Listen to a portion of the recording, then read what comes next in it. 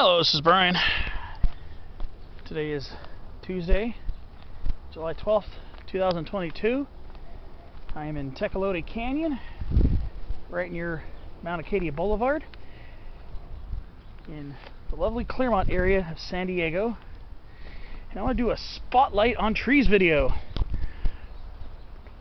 Today's episode focuses on a very common species. In this case, the Arroyo Willow. This is Salix lasiolepis.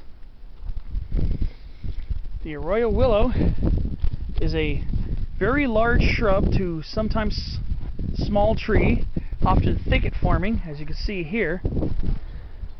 Most often multi-trunked.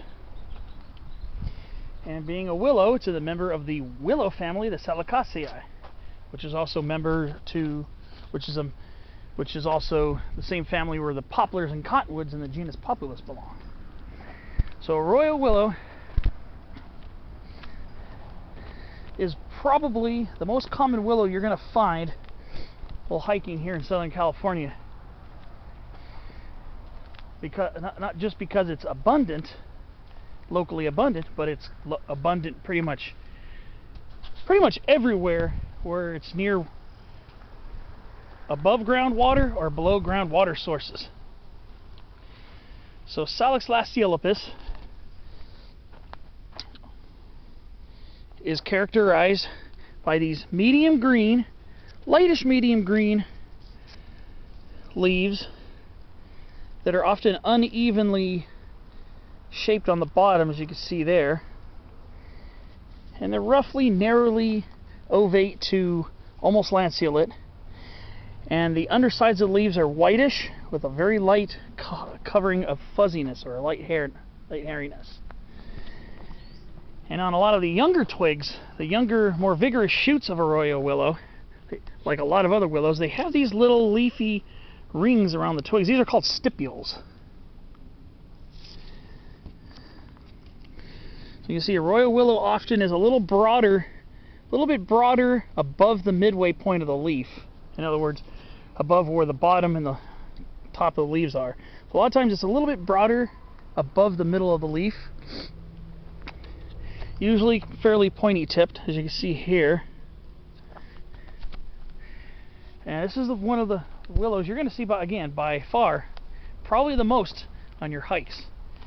It also has not only a wide range, but it also has a wide elevational range, ranging from here near sea level, or maybe about 100 feet above sea level here, from sea level to potentially over 8,000 feet up in our mountains. So you'll also find this quite often along mountain creeks, ephemeral washes, even up in the mountains.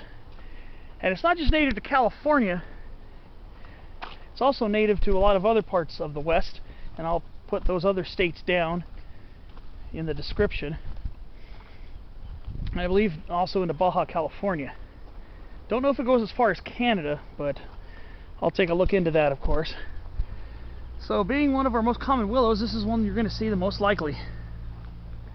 So Arroyo Willow, again back to the leaves, can be often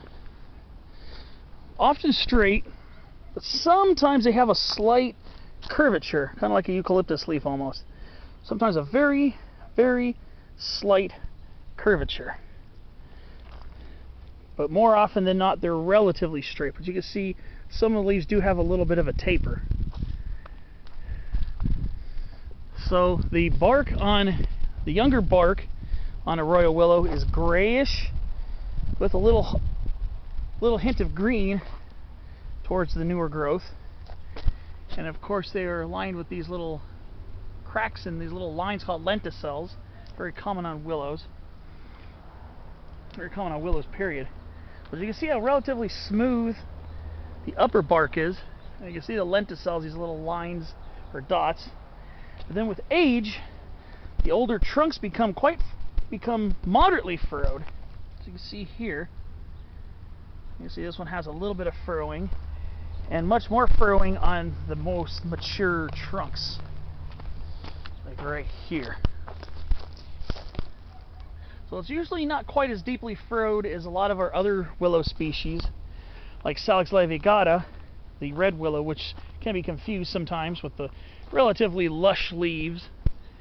But those leaves on red willow tend to be a little bit larger and more tapered and even a bit shinier on the upper side. Arroyo willow does have a little bit of a sheen, as you can see, a little bit of a sheen or a shine, but it's not as prevalent as on red willow, which also occurs in this canyon in occasional spots. But again, the preferred habitat for arroyo willow, well, arroyo in Spanish basically means like a wash or a canyon wash. Canyons are the preferred habitat for the species, but can take root pretty much anywhere they can find enough water. And their roots, like a lot of other plants in the Salicaceae, the Willow family. Hello, Mr. Fence Lizard. They can get established wherever they can get a root hole where there's water. So the roots can be quite invasive.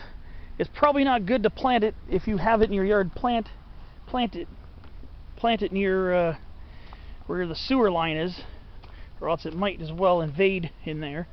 Because willow roots are very adventitious, they seek out and they can grow quite a distance to get to water. But they prefer to grow where there's a somewhat more easy access to it. So you can see they can get kind of tall. Occasionally they can get up to 30, 35 feet tall. This one's probably closer to 20. So they are typically more of a shrub than a tree, but they do often reach up to the sky, especially in more favorable locations like here. Probably a good underground source of water, right by where Tecolote Creek is.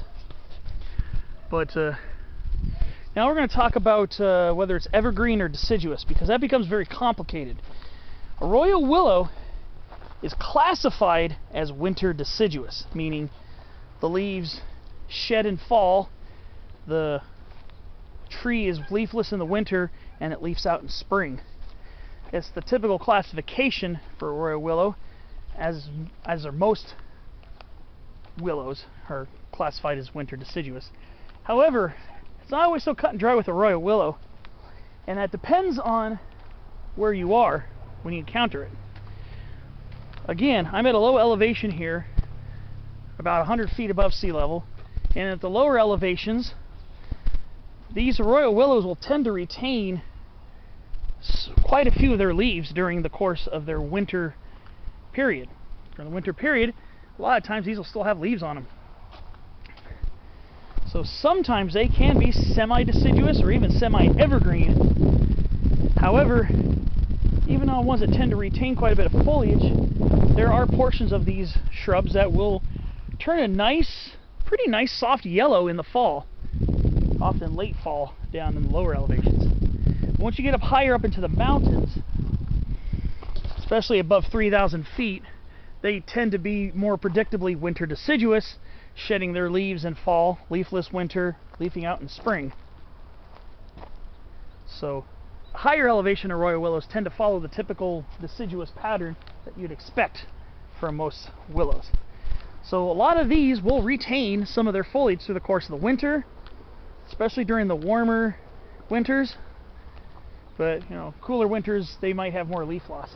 So there'll be a lot of these that will not even lose half of their leaves during the course of the deciduous period, and also will be doing so late, like in late November and December. And also, the ones at the lower elevations will start getting their new leaves quite early.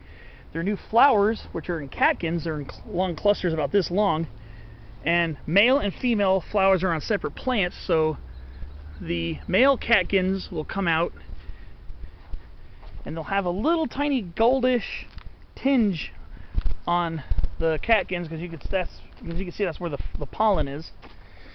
And then the female ones will be like little capsule shaped protuberances on there, and the females will turn to fruits and open up and release these fluffy seeds, which you can see the relationship to cottonwoods in the genus Populus. The willows are related, and they also release fluffy seeds that have very short viability. So for them to germinate, they need to find moist soil fast.